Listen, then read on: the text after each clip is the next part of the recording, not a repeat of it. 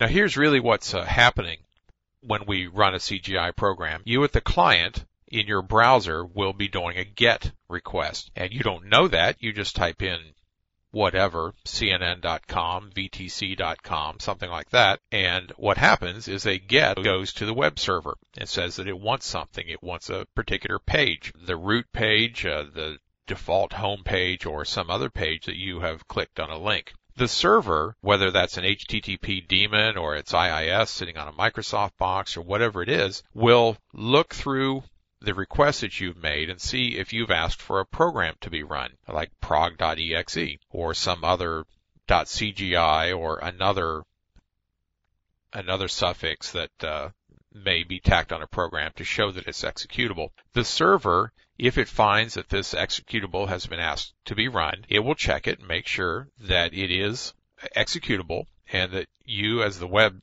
client or the web server itself has the level of authorization needed to run this program. If you do, the program will be executed. It will get its information in through standard in and or environment variables, and that's the information that came from the client, what we're looking for, and the kind of things as search engine queries or name and address on a form, whatever we've typed in, will be given to this little program, which is running inside the server's space. The program then uses HTTP, the Hypertext Transfer Protocol, to answer and give this information back to the client. All we know as a CGI program is that we are reading from standard in and we are writing to standard out. Just like the people were sitting at the command line running the program. We don't see anything different. We respond to the client. The client then, the browser, figures out what to do with the information that we send back. The first line that we have to send back is called the header, and that's in that text right there, content-type, text/plain, if we're just going to be sending plain text. If we're going to be sending hypertext markup language, HTML, then we say content-type, text/HTML. We will, of course, use both. We'll look at both. There are another set of content types which relate to being MIME types, and those are like GIFs and JPEGs and video and Word documents and all kinds of other things that can get sent back and forth.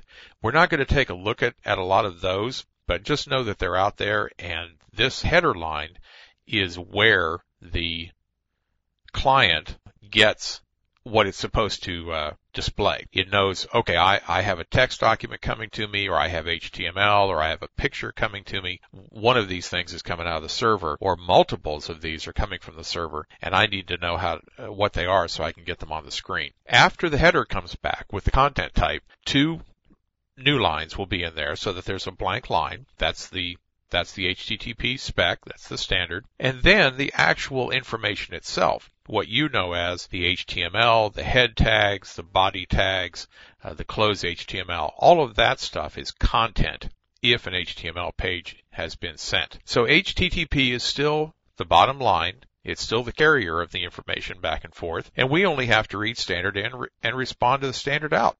I mean, how simple is that? So let's go on to our next video, and very shortly here we're going to write some code and interact with the internet. First, we have to figure out how to get our server working so that it will understand to run our CGI program.